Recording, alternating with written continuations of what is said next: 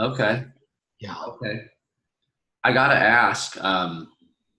I still feel very affected by this. That's in a strange way. What was it like when Notre Dame burned down? Oh Um, my gosh, that was a very, very strange day.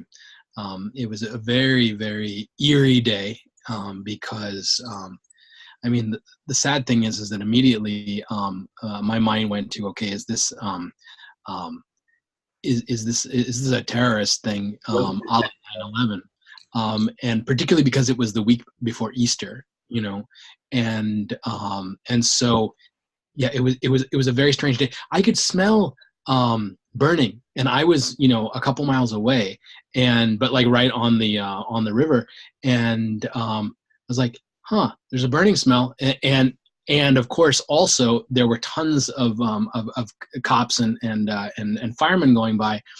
Didn't put two and two together, and then I heard somebody say, with cathedrals burning down, and I was like, what on earth is he talking about? And then and when I saw it in person, it was just smoking and fuming, and it was very strange. I haven't been able to actually bring myself to look at photos. Um,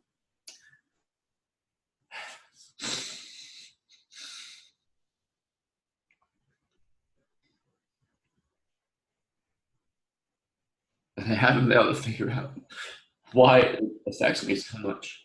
Very strange. I don't find myself getting affected by things like that very often, and that was something seemingly very significant um, in the world, for the world. It was like a loss. Yeah. Uh, my, and my wife and I were married there also, so Oh my gosh. yeah, we were married in the garden behind the cathedral. Yeah. Excuse. Oh, Yeah. So she texted me that morning. She said, "No, it's on fire," and I was like, "I don't even know what that means. It can't burn down." yeah. um, Yeah. then, and then it just continued throughout the day and got worse and worse and worse. And I was like, "Holy shit! Something like this. It's something to me that it represents something in the world that's so sacred about humanity. Mhm. To me, it's not necessarily I mean, although it's a very, very, very Christian representation, um, it is it's a sacred site. It's something that I think anybody can connect to, just like you can connect to many sacred sites around the world, irrespective of your personal beliefs. Um, and to see something like that be lost, I had just been there for the first time in my life in the end of 2017, and it had such a great effect on me, and my son won't experience that. Yeah, it was a real tragedy. It is a huge loss. Yeah, yeah.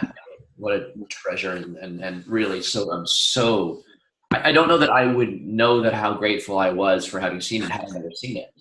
Right. Had I never seen it, I would have thought, oh, that's too bad. A cathedral burnt down.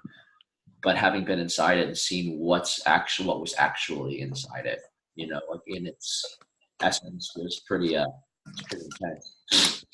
Um, well, here we are. For me, many other times for all of you. Let's get started. So, okay, first thing to get started, I want to remind you guys just to really, really keep going after the wins that you're experiencing. I've had this conversation a couple of times now. How Go significant? brush your. Oh, Oh. how significant the wins are, and I think sometimes maybe using the word wins might feel too significant. Like it really has to be like a won something, and our perception of winning is often something that other people might acknowledge as sort of a great feat. And the reality is the wins are things that are moving that were not moving before. And when you show up somewhere and you decide to take actions to move something that hasn't been moved, and then it moves, you don't want to trivialize it. even if your experience is, I can't believe it took me this long to do something about this.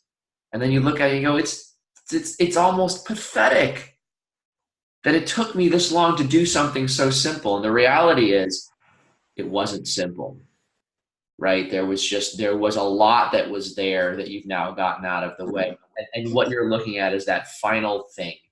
It's like that thing in itself might be a simple action, but all of the things that you needed to work out, all of the things you needed to commit to, all of the, just everything that you had to do to finally take that action wasn't simple. So it's just a question. It's just a matter of not trivializing the actions that you had to take to do something that was hard for you up until a certain point.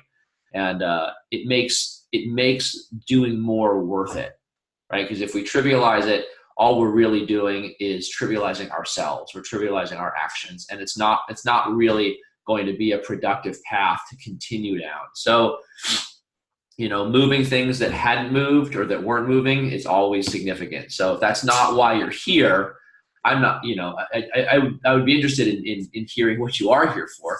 But I'm not saying I'm getting that from everybody. I'm getting a lot of really, really great reports from you all about what your wins are. But I have gotten some of like, maybe nothing this week, or I did this and it wasn't so great. But it's just a general reminder that when things are moving, it's something to celebrate. So I would like to give you guys an opportunity for the first 15 to 20 minutes or so to share anything from the week that you'd like to share. You can share from your wins, you can share from the things that you struggled with, but the fact that you filled out your assessment means you've got some material. So I'm going to be quiet and I'm going to let you guys take any time you want to share with the rest of the group. And I'm not a big caller of names, but I'll go. I can count on you, Karthik. Okay. Yeah, it's been a great week, but it's been a great challenge in general for me. I'm really just super pumped up. 2018 had been a really tough year for me, and I'm still going through some of that stuff with my parents. Basically, they're aging and just have Alzheimer, dementia type stuff going on, and so I've been doing a lot of going back and forth between Kansas City and Paris, and really just not taking care of my health at all. So put on a lot of weight, was doing a ton of comfort eating, a ton of comfort drinking of alcohol, and just really, really in a bad place. And so in January, I decided that I was going to make health a priority for myself without really actually knowing what it looked like at all. And I started a Facebook group for some college classmates of mine, really talking about what's it like for us to be going through these problems with our parents, and so it was about us kind of supporting each other, and through that, one of the guys said, I said on the group, I want to do something about health, and one of the friends on there said, have you heard about the Whole Life Challenge? And I never had, and so I looked at it and I signed up for it, even though there was a gap of a couple of weeks before it started, and I'm here. And in terms of wins, I cracked something which was big for me, which is that I got my weight under 200 pounds, which I haven't been under 200 in about 4 or 5 years. And so I'm also getting back into clothes that are fitting much better, and so I've decided to take a tack that's about kind of moving forward and burning the bridges behind me, which is that with the decluttering thing, I'm actually getting rid of my fat clothes, but like even nice clothes, like clothes that are designed like brand name stuff that are still in great shape, that'll be great for somebody else, just not for me. And one of the things that's been instrumental besides the food has also been exercise. And I kind of mentioned it before, but for me, a huge thing was was really going to a gym and being able to find a gym. There's a gym right next door to me that's a horrible gym, doesn't work for me at all. And then there's a gym that's a 12-minute walk away, and it's perfect for me. It's perfect in terms of its price and also in what it offers. So those two things have been really big. I'm just day after tomorrow. I'm flying back to Kansas City. That's always tough, just being in the caregiver role and kind of doing all these things, grappling with things, seeing people that you love who are not doing well, and really trying to support them and help them. And so I know that I feel like that my momentum is strong, so that I'm not going to fall off when it comes to just giving up, throwing up my hands, and just like having a dessert or having a drink. I'm really very committed and locked in right now. And so just grateful for the momentum, and also just grateful for the things in the universe. I've really been saying yes to a lot. So when I heard about Lifeline, I was like, yes, the answer has to be yes. It's like, I was in a place of real hopelessness last year, hopelessness, and also this kind of defeated feeling of like, well, if what my parents are going through is essentially what I'm going to be going through in 25 years, then what's the point, or what's the value really in sort of having a life if it's just going to go down the tubes later on, and so anyways, I'm sort of in a different place now, and feeling great about just the way that the year has begun. It's funny, I got to ask you about that last thing that you said. What's your answer to that now? My answer to that now is that I want to experience the present moment, and I want to have experiences. And I know that at the end of whatever happens, maybe there's a sense of being able to contribute to other human beings' experience of life, and maybe somehow benefit or impact others in a powerful way, the way that my life has been impacted by others as well. And then just to really have a good time knowing that there will be bad times too, and also knowing that this is all impermanent, and that we're going to just as soon as we come, shortly thereafter we go, and and so that's kind of where my head has been about. It has been about like reclaiming that thing of that there is a point, and that making meaning is something that maybe it won't be the end all be all in terms of meaning, but even little things that can be meaningful, and also finding the meaning and just being really observant of what's going on, and then seeing connections. It's really great. It might be something, because obviously, in spite of what they're going through, they provided the experience for you. Very much.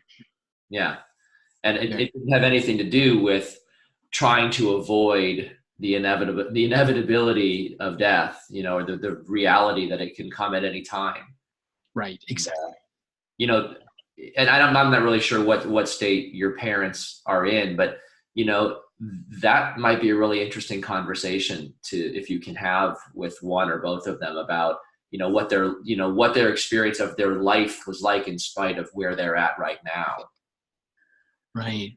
So, sadly, I mean, they're in different places, but both not doing well to the point where we could have this kind of conversation. But I mean, if I really want to just equate,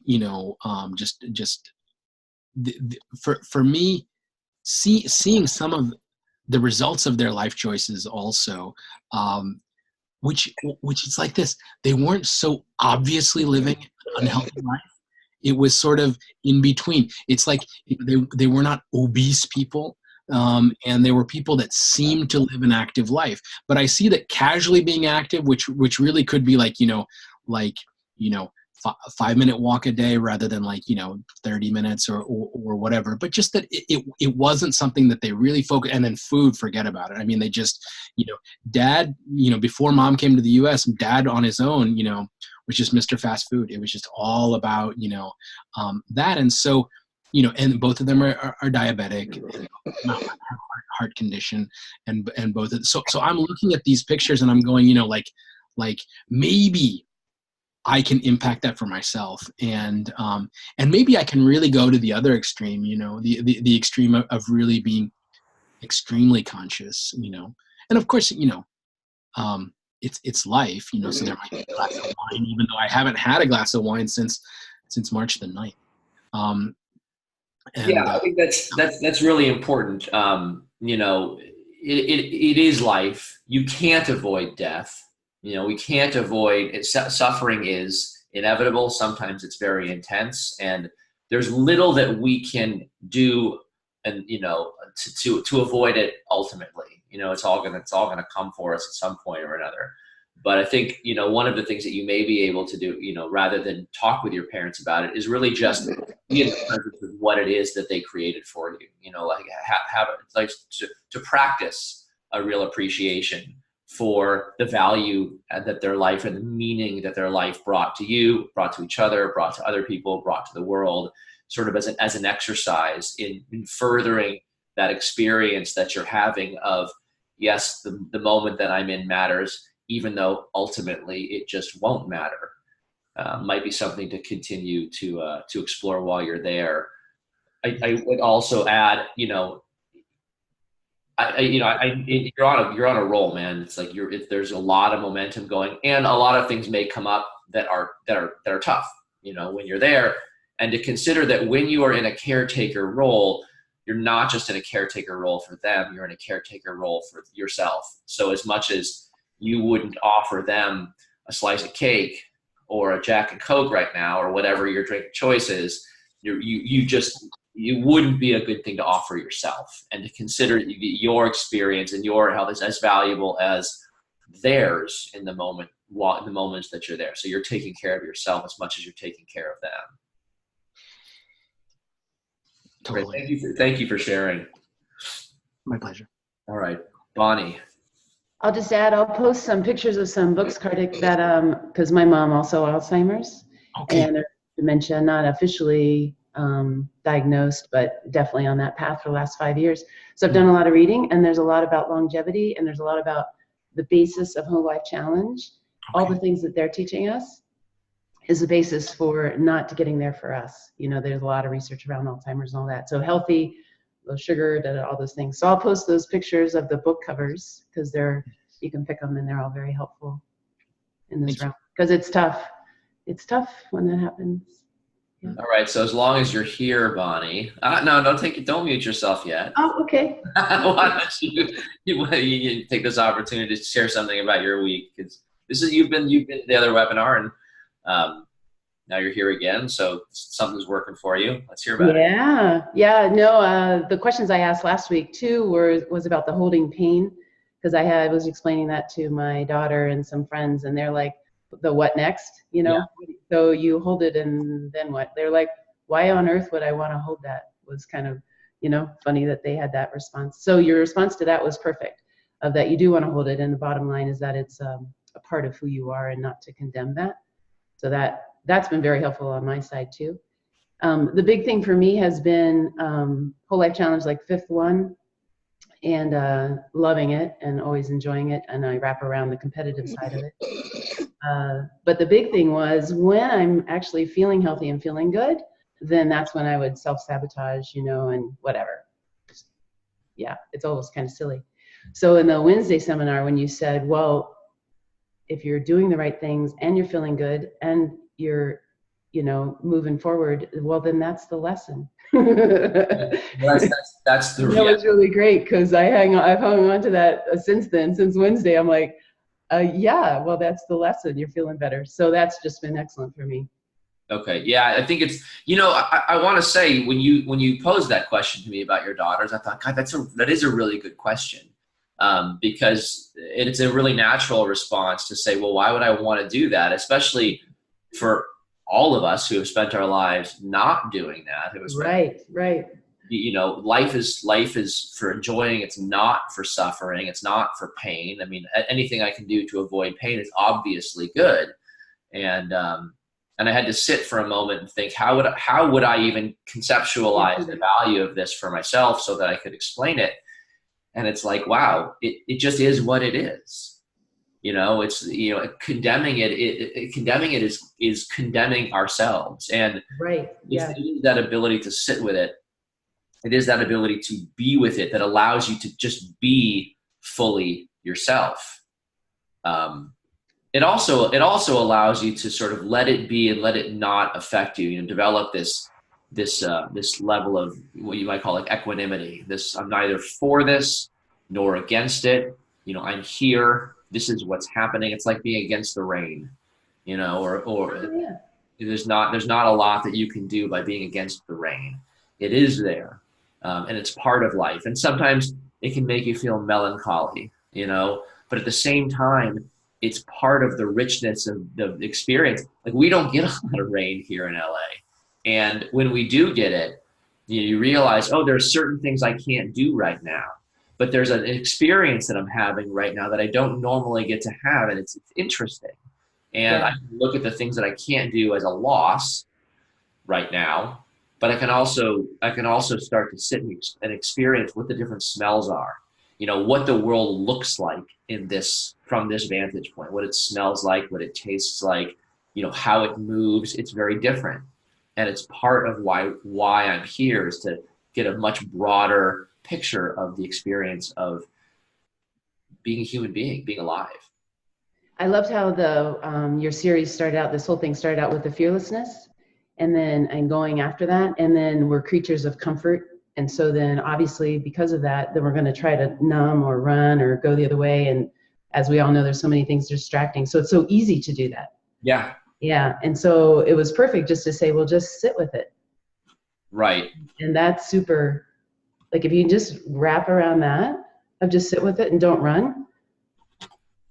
Yeah. I mean, all living things are designed to shrink from pain. It's a survival mechanism. It's not crazy. It's like, if it hurts, get away from it, because it could kill you.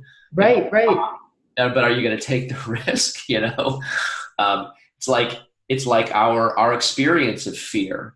It's a much better bet if you hear a rustling in the bushes to assume it's something that's going to hurt you, as opposed to something that's not, because the payoff to being right about something that's not, it's like, cool. The payoff to being wrong is death. And so, you know, over our lifetimes and over all the lifetimes of the people who came before us, who built this machinery that we get to inhabit, it's a really natural thing to have taken place.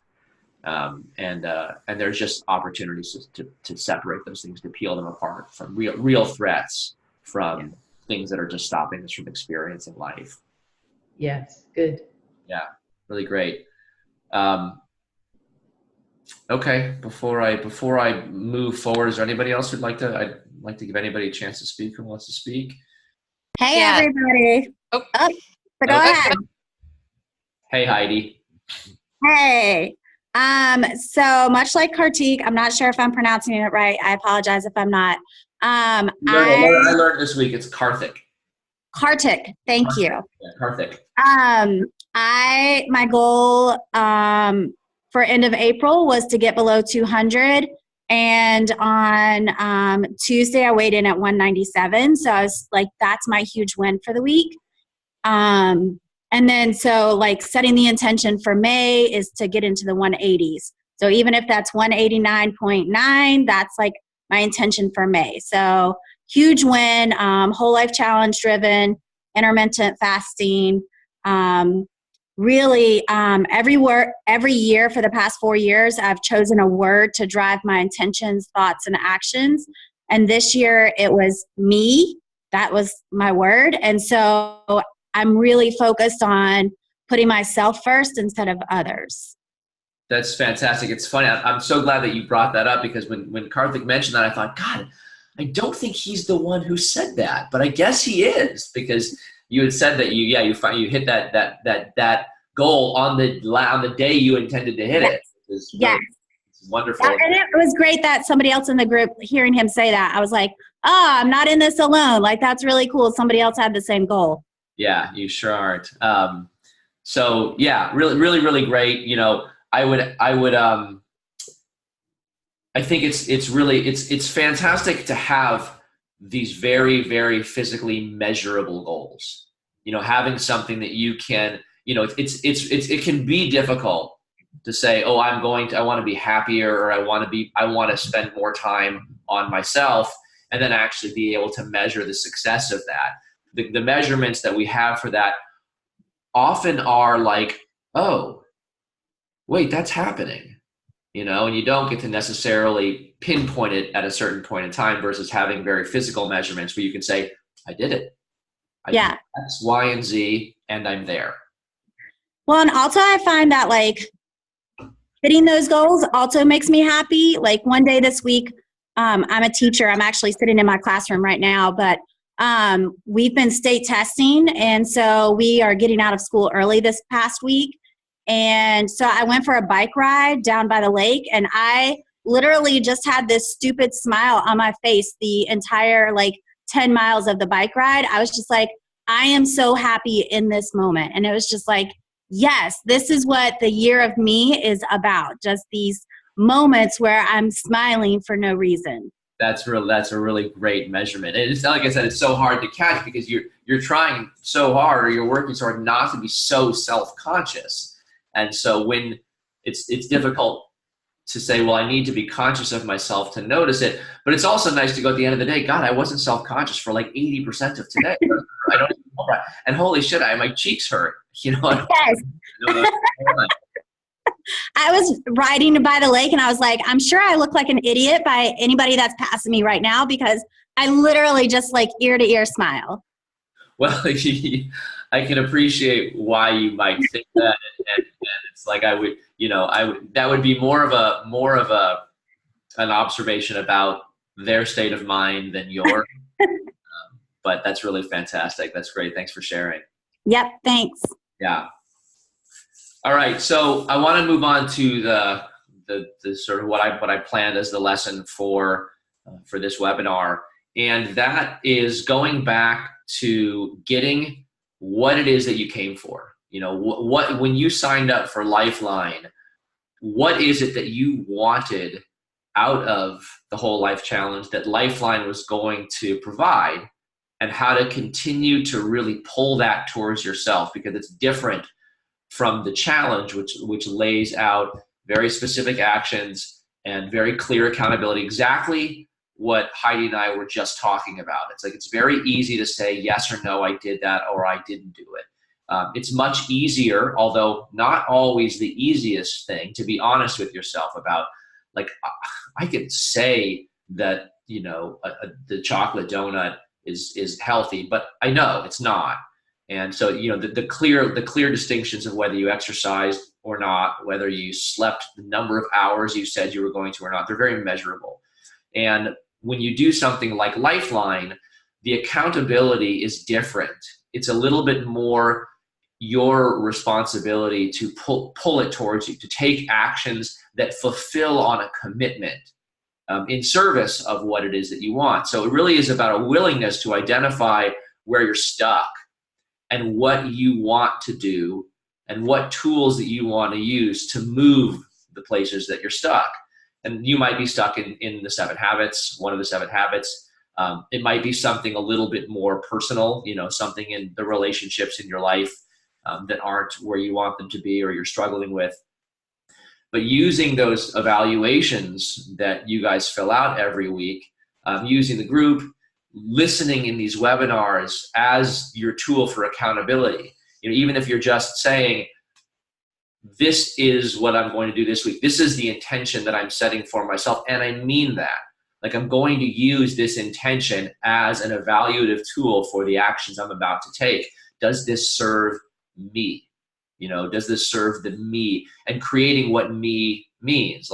Heidi, for you, it means, shifting my focus from what it's always been to taking care of other people before I take care of myself, and actually saying I'm going to take care of myself first, even if it's just for today, and I'll try that again tomorrow.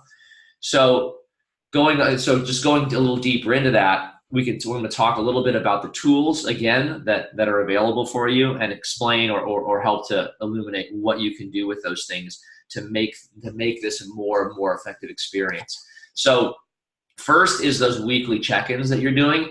you want to use those not as a way to report things to me, but really as a way to complete the cycle of the week for yourself.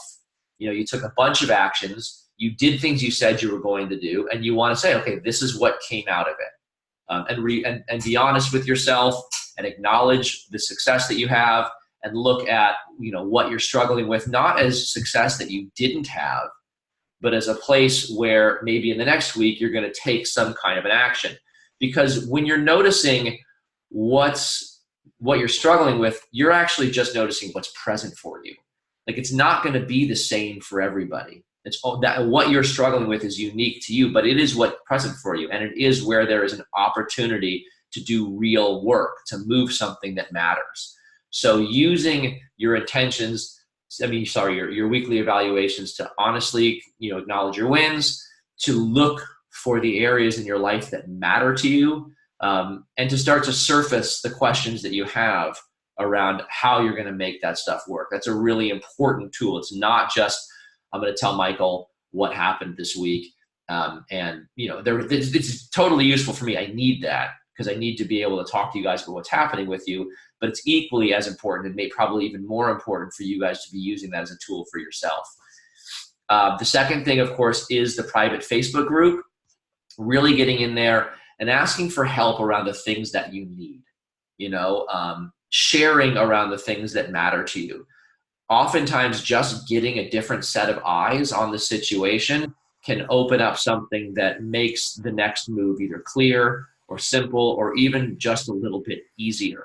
And as members of this group, just remember that, like, getting in there with the other people and sharing your experiences and what happened for you and what you see and what they're saying is a really important part of developing your own ability to do that for yourself and to do that for the people in your life. So clicking, like, or, any of the various kind of choices for emotional support is great, but we're human, and we really need interaction with people that involves words. So the more that you guys can do that as support, the better it is for everybody in the group. Also, I want to say, bring to the group what you want to get out of the group. So if you're looking around and you're like, wow, nobody's really talking about anything very serious, I'm seeing people asking about, food or asking for, there might be very, what you consider to be surface things. Consider that what's easy for you is hard for other people. So the things that you might be seeing as, might experience as trivial, might not be trivial at all for somebody else.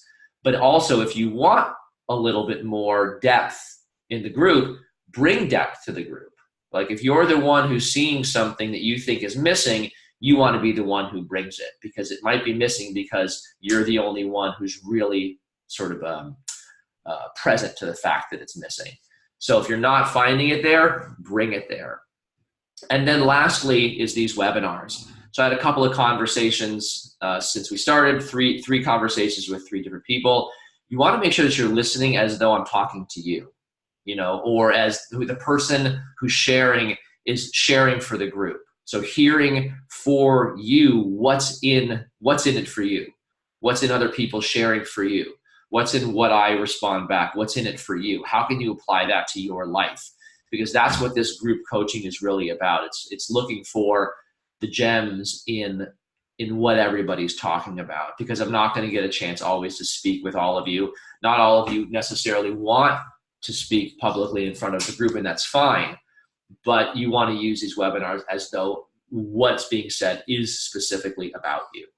So that is how to use these tools, maybe with a little bit more of an eye on the accountability that they offer. This is how to use them effectively. So the second thing in getting what you came for out of Lifeline is a real raw kind of honesty. So, and that's not about using this as an opportunity to condemn yourself or to surface where you're a failure and then, and then use the stick to continue to push yourself forward and punish yourself.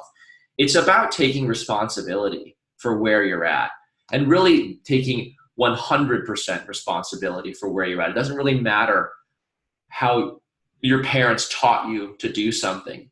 or how somebody treated you, or how certain resources aren't available in your town or your part of the world. It really is about looking at something and saying, if I want this to be this way, what am I doing that's contributing to it not being this way? How can I at least stop that? Right? Like sometimes people will say, it's like, tell the truth. And it's like, man, you don't even know what the truth is. It's like, okay, but do you know when you're lying? Oh yeah, I have that real clear sense of when I'm lying to myself. It's like, great, just stop lying.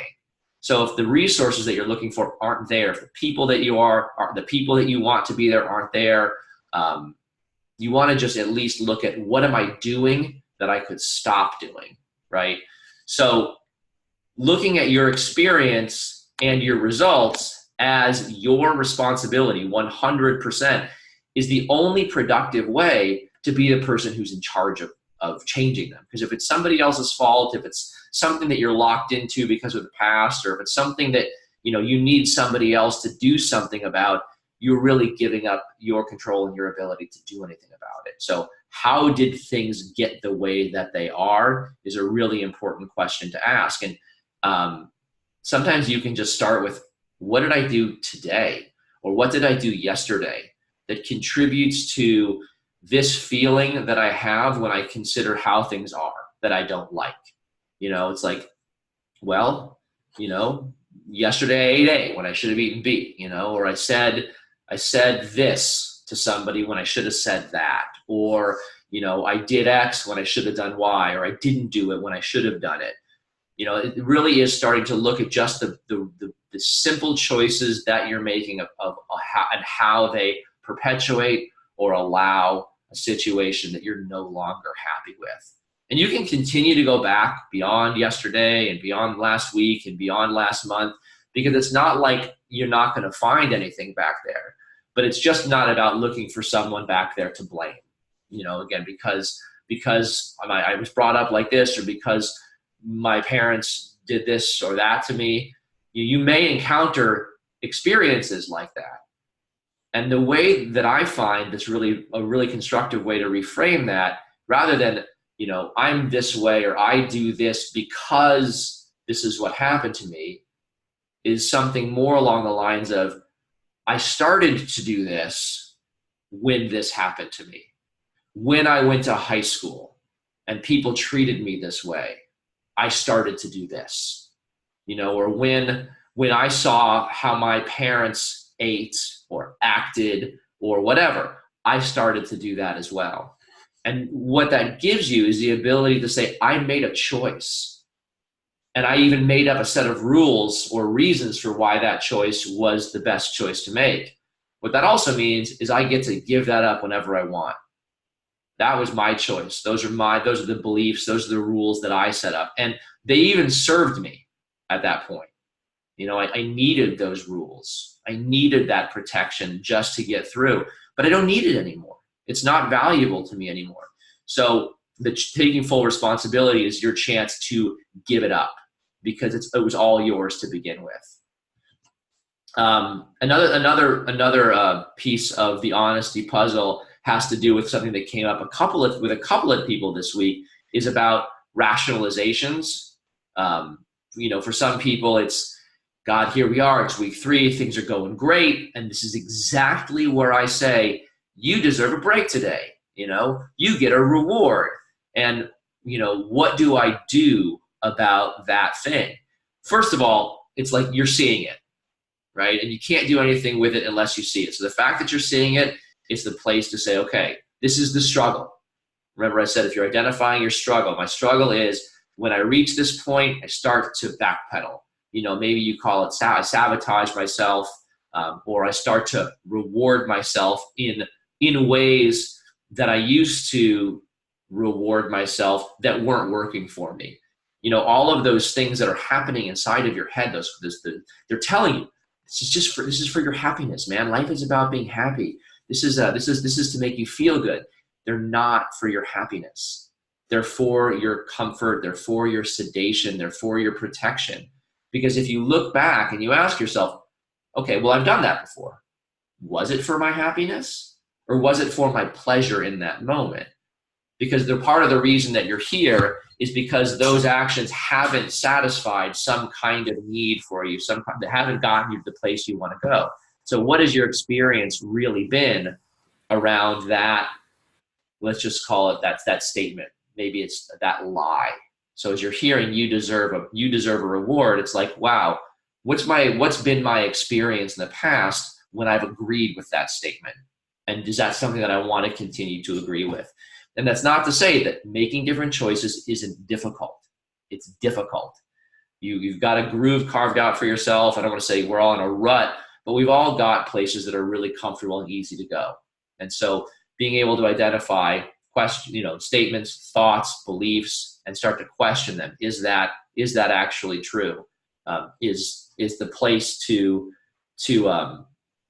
get past those rationalizations. You can always just take a breath.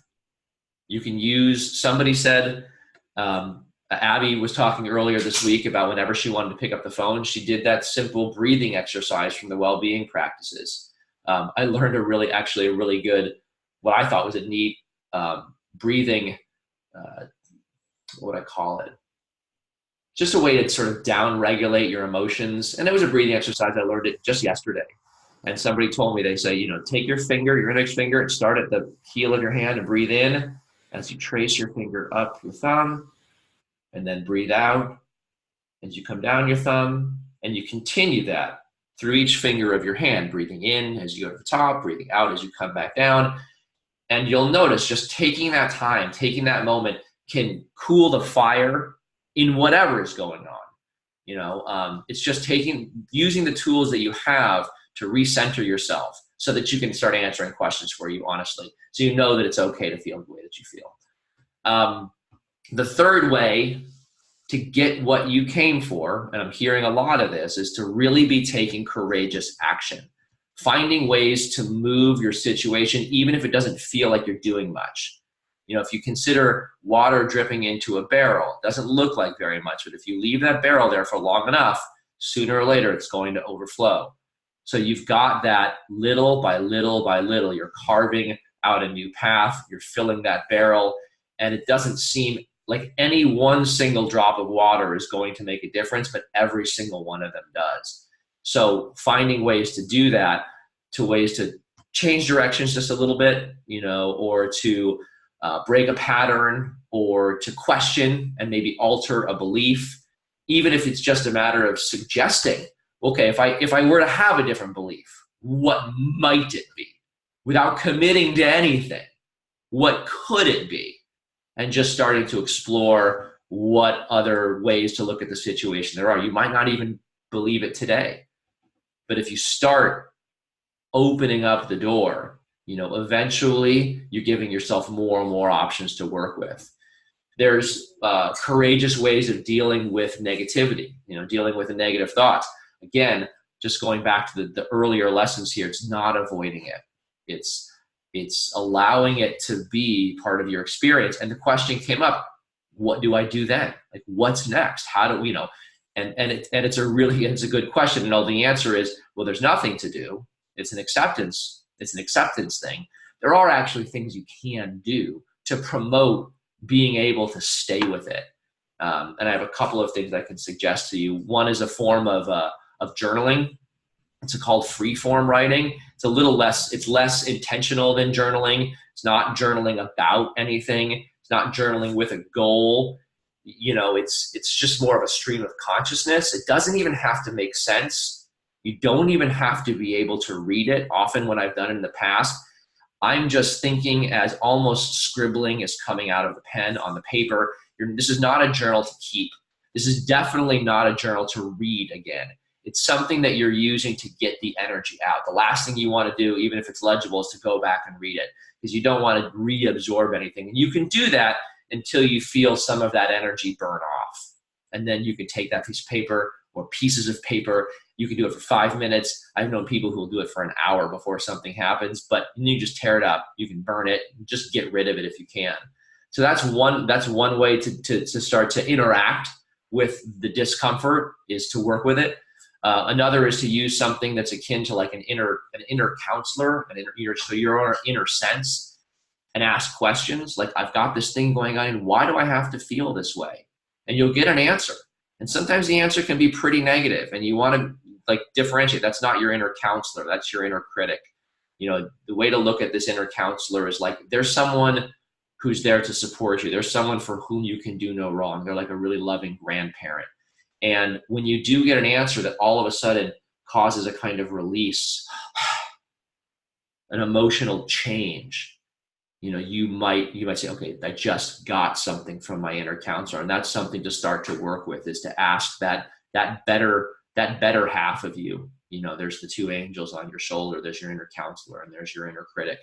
I just got my inner critic quiet enough for a second to hear something from my inner counselor. So that's one way to do it. Another really simple way to do it is meditation. If you've got a meditation practice, that ability to that practice with being with, getting to know your mind is another way to deal. And there are a lot of ways to meditate. I can't really go into them here, but that's a practice that helps. And another is, once you realize where you're at, what's actually going on, just start looking at actions that you can take. Maybe one of the 7 habits. Maybe it's I'm gonna get some exercise. Not as a way to punish yourself, not as a way to avoid, but as a way of actually saying, you know, what I'm getting inside of me is something that's actually meant to sabotage my efforts in any one of these 7 habits. You know what I'm going to do is I'm actually going to go do it. And maybe a good way to do it to make sure you're not using it as an avoidance technique is just do it a little bit. I'm going to go out and take a walk. I'm going to go out and take a jog for 10 minutes, not for 3 hours. You know, so activating yourself in ways is a good way to deal with that negativity as it comes up. You know, keep in mind what you've been doing up until now is just indulging it.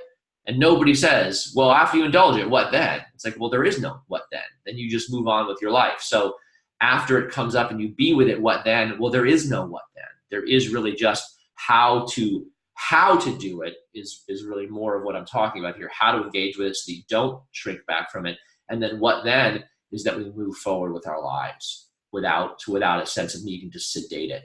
You're really learning a new attitude about it. It's about a steadfastness, an ability to stay with it, and ability to be, have equanimity, to not be for it, to not be against it, to just allow it to be a true part of your life, not needing it to go away.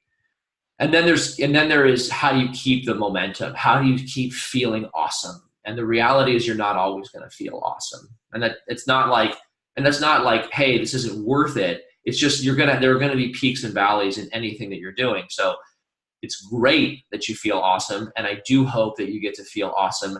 I do hope that you get to have as many like cheek numbing grinning sessions as you possibly can in your life. But this is not necessarily a practice in this is how to feel awesome all the time. This is a practice in what to do to continue moving forward in my life through all of the experiences that I'm having, through the awesome, through this stupid smiling, and through the sabotage. And it's about learning to stay so that you can continue to do what's good for you. You know, Karthik, as you visit your parents and as what comes up, learning to stay so that you can be the caretaker for yourself as well as for them. It's in service of the life, the meaning that you guys are working to create for yourself. And from that baseline, from that we talked about earlier in this series, the basic goodness, that enrichment of the soil, having that really healthy soil that your life grows out of, that is where any kind of real awesomeness comes from. That is where like authentic living comes out of. You get to feel awesome because what's growing out of that is real. What's growing out of that is true, and it's an experience of life that you no longer feel that you have to run away from or push down or get rid of. It's being able to experience a thunderstorm in the way that I think most of us probably know how to experience thunderstorms and appreciate them without having to condemn them for keeping me from going outside. So, it's just learning to treat you and your life differently. And that's really the key to momentum, is getting getting everything out of your way on a philosophical level. So that's really more the key of what to do to get everything that you came for out of Lifeline while we're doing it, and even after you're doing it. So we have a few minutes left, and I'd love to give you guys an opportunity, if you'd like to share now what you hear for yourself in what I just was talking about. I see Karthik wants to share. I want to make sure that there's nobody else, because I do want to hear from you. But okay, I'll let you start. Maybe you'll inspire somebody. Awesome. So I had a really big aha in this, which was that in saying that sentence about this happened and then this is how I reacted to it, it reminded me of this ritual that I had as a child, that I practice as an adult. It's just a repetition of something that I did as a kid. And what I would do as a kid is that as an elementary and middle school kid, I would come home, I'd be at home by myself or with my brother, and I would comfort eat sugary, so you'd either be like, binging on bowls of cereal or just or ice cream or, Jell-O chocolate pudding or stuff like that by myself, watching TV and totally numbing out, circa 1982.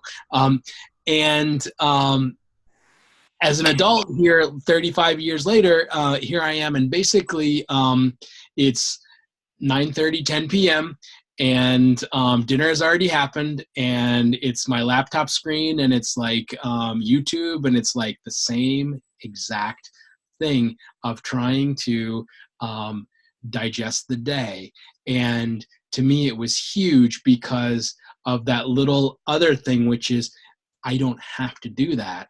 And that I don't have to eat that whole system, which was in place to cope with something as a strategy, can be totally taken apart and reconfigured. So yeah, for sure. So it's funny because it reminds me of something on a different level. There's two levels here we're dealing with. We're dealing with our physical self, and then we're dealing with our experience of life.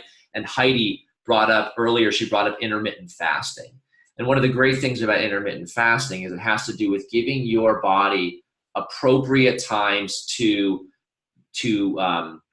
repair, or to, sort of metabolize, or to rest and recover.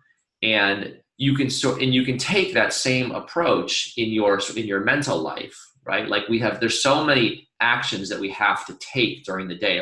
We're involved in things that require us to take action, to do.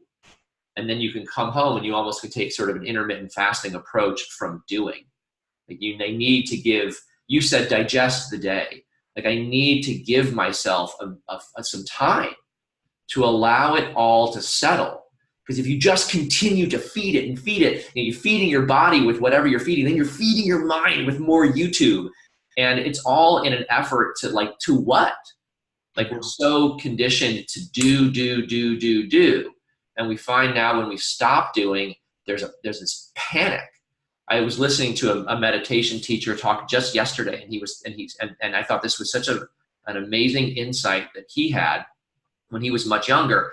And he said he had to go to a meditation retreat, and there was very little teaching. It was a lot of just silence, and it was 11 hours a day. And he said he just started really to go. I don't have to describe it to you guys. Imagine what it would be like if you had to sit silently for 11 hours every day. And as he was going through that, all of a sudden he had this realization, this is what I'm bringing to the world. This is it. This is what I'm bringing. And so it's that realization that had him go, okay, this is something to handle. This is not something to continue to perpetuate by doing the same things I've been doing to avoid it. So it's funny to imagine that, whatever it was, 8-year-old you or 10-year-old you who is setting up the rules for your life. And, it's imagine you had an 8-year-old come up to you now and say, this is what you should do every day to be happy. You should eat Jell-O pudding cups. You should watch TV as much as possible. And you're like, that sounds like a really good plan, kid. I'm going to try it out. You would never do that. You never take the advice of an 8-year-old on how to live a fulfilled and healthy life. And yet that is what so many of us are doing in so many unconscious parts of our lives. Yes. Yeah. Really great observation, Karthik. Who else we got? We got Bonnie. Just real quick, a couple weeks ago, Andy has, our co-founder. Yeah. Andy has a great podcast with the Paleo Mom. Uh-huh. And it was super great because they just kind of did chit chat in the beginning, and they both talked about how they're used to getting up in the morning, going for a walk or run or something, and they always would put a podcast or a book in their earbuds. And they both just kind of like realized that, one day they're just not going to do that. Like they're just going to go for the walk and just enjoy the walk. And I thought that was just so cool because they're busy. You guys are busy people, right? And so pausing and just doing 30 minutes with not learning something, more for a day or so was really like super cool just to pause. Yeah. And it's a great like observation of, wow, when I tell myself, oh, I need to multitask so I can get multiple things done. I can get my exercise done and I can learn things at the same time. And, and on one level, it's like, well, I can't pay full attention to what I'm learning. On the other hand, I'm not paying full attention to what's going on around me. So it's another example of, although seemingly a positive thing to do for yourself, of not just allowing yourself to be where you are. And I do the exact same thing.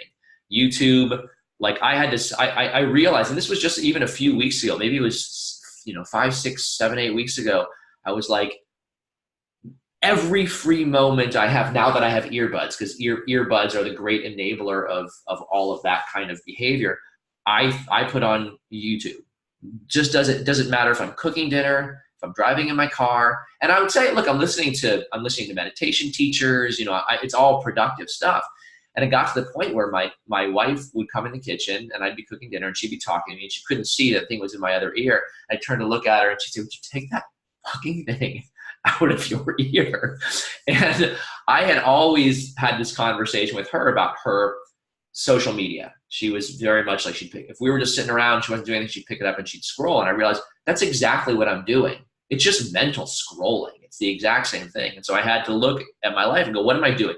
What are the things that I'm doing right now? I think I actually threw my list away because I've got it sort of embedded in me now, but it was the YouTube. It was a drink every night, whether it was a glass of wine or if a bottle of wine, a glass of bourbon. It was incessant reading with the kind of idea that I needed to learn something to make my life better. And, you can read and read and read, but it's at some point you have to stop, pull something out of what you read and put it into action in your life. And that wasn't what I was doing. I was just absorbing more. And then the last thing was I have a habit of not letting people finish talking, right? Like my thoughts will start and I'll need to speak. So those rules I had to make myself. I had for a week, starting, no YouTube, no reading of anything. No drinking at night, unless my wife and I were out, we were both having a glass of wine with dinner. And I had to let everybody finish what they were saying before I spoke. That was actually the hardest one. Drinking, I could give up the rest of it, but not talking before people were done. That's actually probably something I still am really working on.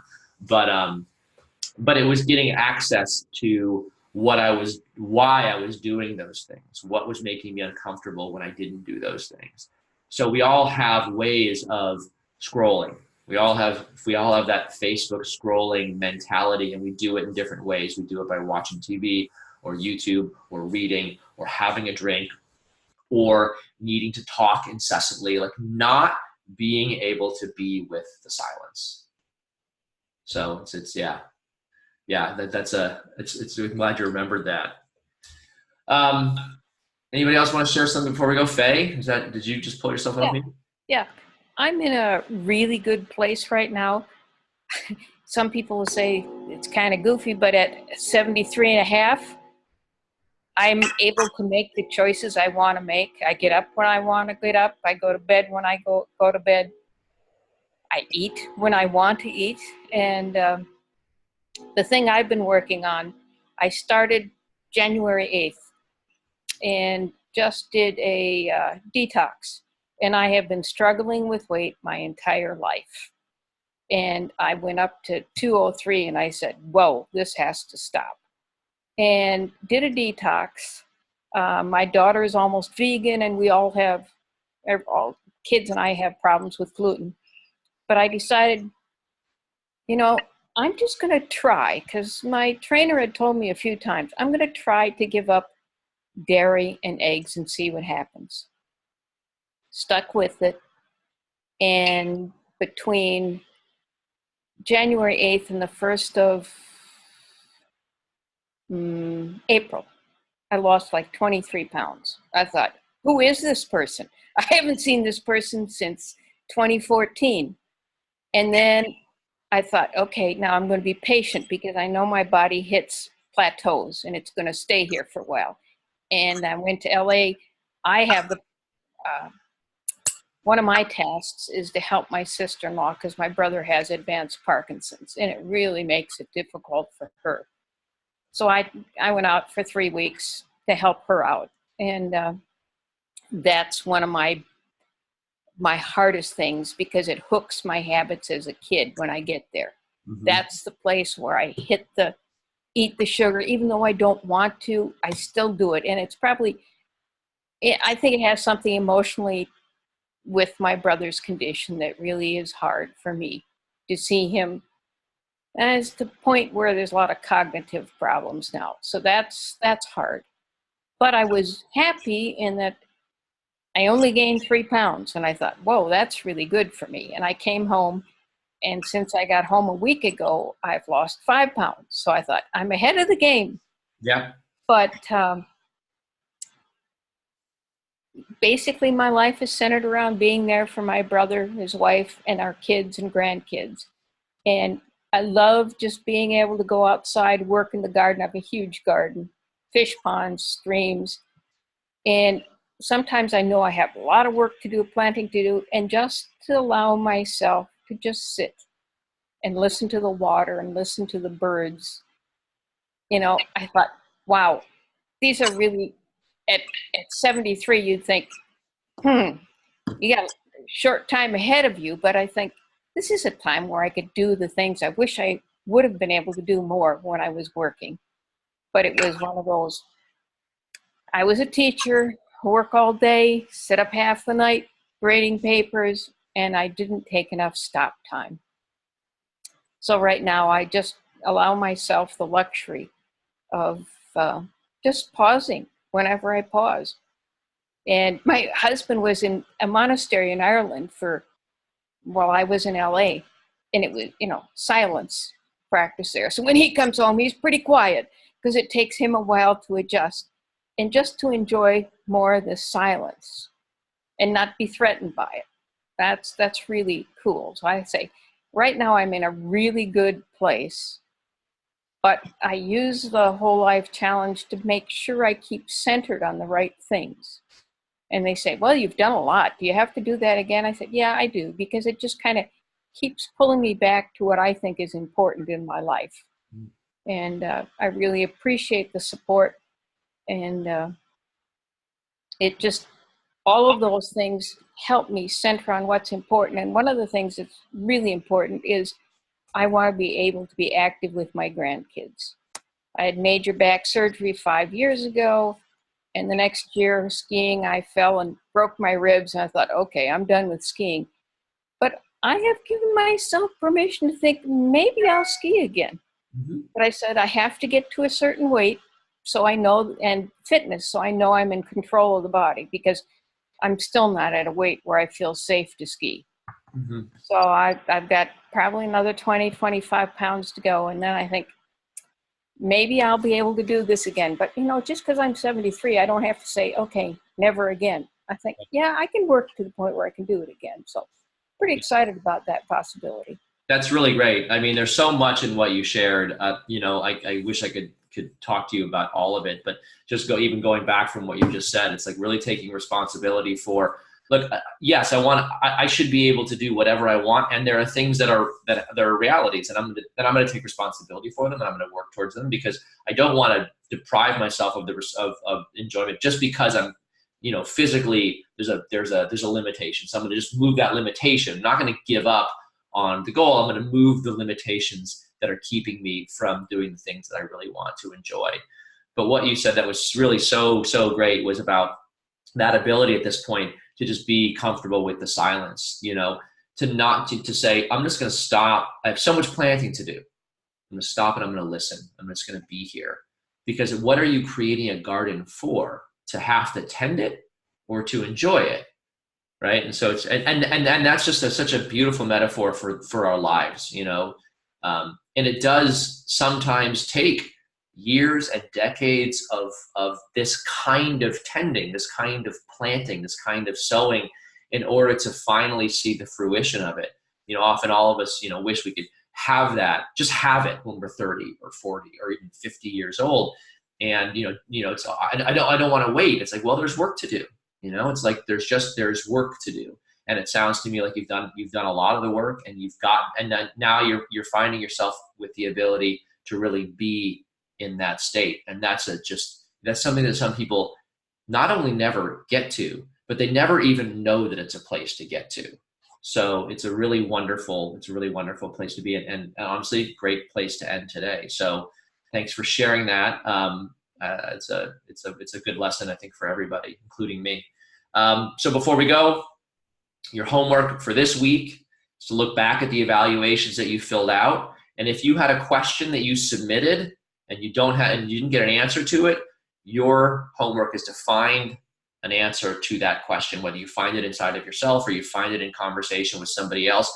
Find an answer to the questions that you had this week. And if you didn't have a question, because some people don't have questions every week, if you had a struggle that you reported this week and you don't know what to do about it, set an intention around it, even if it's the intention of being able to see more deeply into what you're doing to maybe perpetuate it, or what you can let go of to start to dissolve it. So setting an intention, some kind of an aspiration. If you really like the RAS, the reticular activating system sentences, and that works for you, you can use that. So do something with the evaluations that you filled out. Answer your questions, or create an intention around some of the struggles that you had in service of starting to discover what actions to take. All right. Thank you guys for joining us, and we will see you next time. Have a great Saturday. Bye-bye.